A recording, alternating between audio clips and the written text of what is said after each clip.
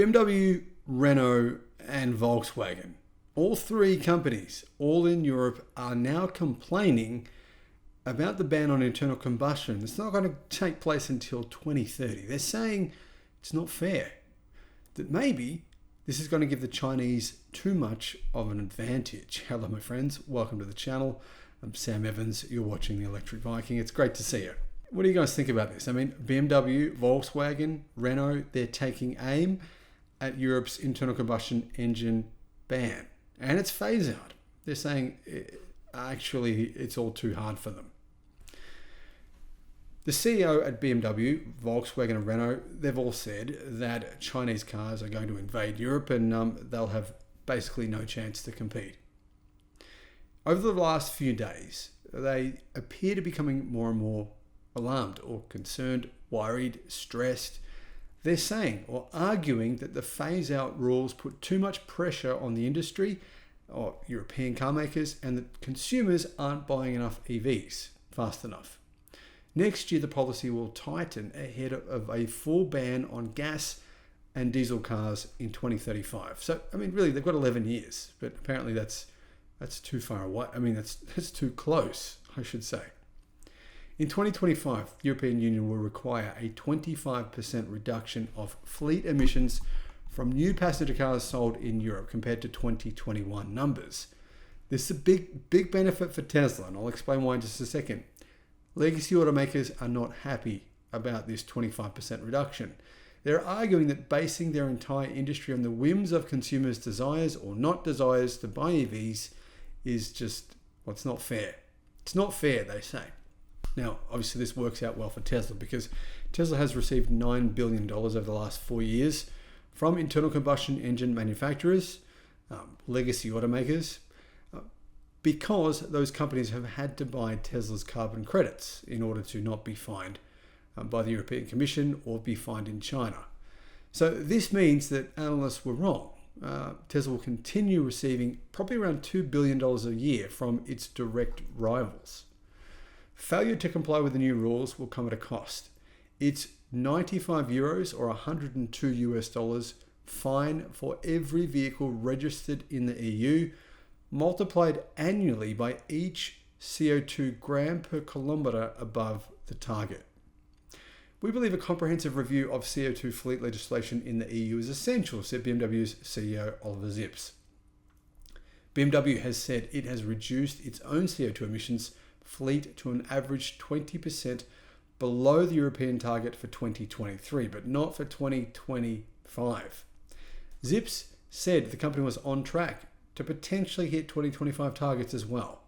Last year, though, 15% of BMW sales were EVs. It targets 20% in 2025. So it's basically saying it's barely going to grow its EV sales.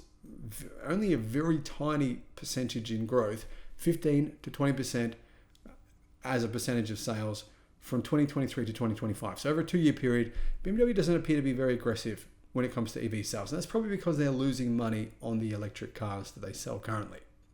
The company estimated 50% EV sales by 2030, possibly higher in Europe. Now, you'd want to hope you'd be higher in Europe because in 2035, they won't be able to sell any internal combustion cars at all. Now, Zips is urging the European Union to change the rules. By the end of 2025, the world will note that it's not that easy, he said. Speaking at the automakers' annual results conference, by then the pressure will be significant for the European automotive industry. Something that's not taken into account, that it's the free decision of millions of customers, said Zips. It's not just like the energy industry where you can switch something off and then something else happens automatically. Well, I don't really agree with him because when you start to recognize and you see all the data coming from the World Health Organization telling us that we're getting cancer, we're being killed from internal combustion engine vehicles, you don't really care until you go, oh shit, I've got cancer. And that happens every year to millions of people. This is one of the biggest contributors to that happening.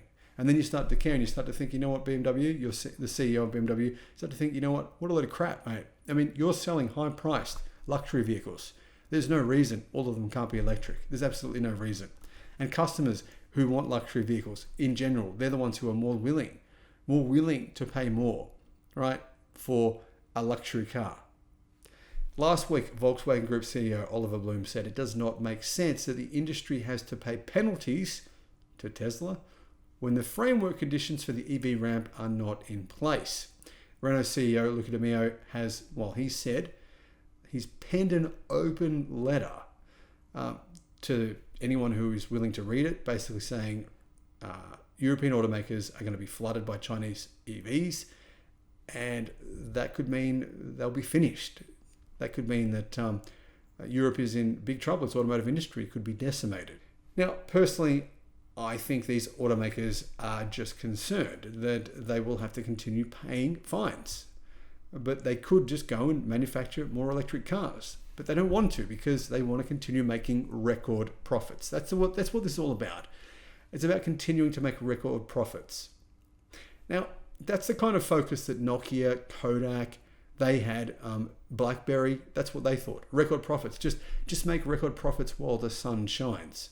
Don't worry about the future. The future of our company doesn't really matter. Let's just focus on what is happening next year. Now, if BMW, Renault, and Volkswagen really sat down and thought about this, they'd realize that based on the cost, CATL and BYD are quoting for lithium iron phosphate batteries that are next generation, high energy density, fast charge at incredible speeds, based on the cost of that new technology. It's not more expensive to manufacture an EV. It's only more expensive if you don't do it in the millions. If you don't do it en masse, if you don't mass produce electric cars, then yeah, it's more expensive. If you're like BMW and you try to make 67 different models of different vehicles when you only sell 2 million cars a year, then it's hard to make this work. And truthfully, that's a fact. I mean, look at Tesla. They have basically 2 models that they mass produce, and they're selling nearly as many vehicles as BMW. BMW have more than 50 different models.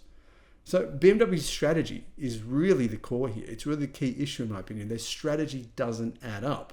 They don't use lithium iron phosphate batteries, which they should. There's no reason not to. All 3 of these automotive companies have plenty of time to prepare for the future. They have plenty of time to get on track with this plan. But they don't want to lose their jobs, and they don't want to lose their record profits. Thanks for watching.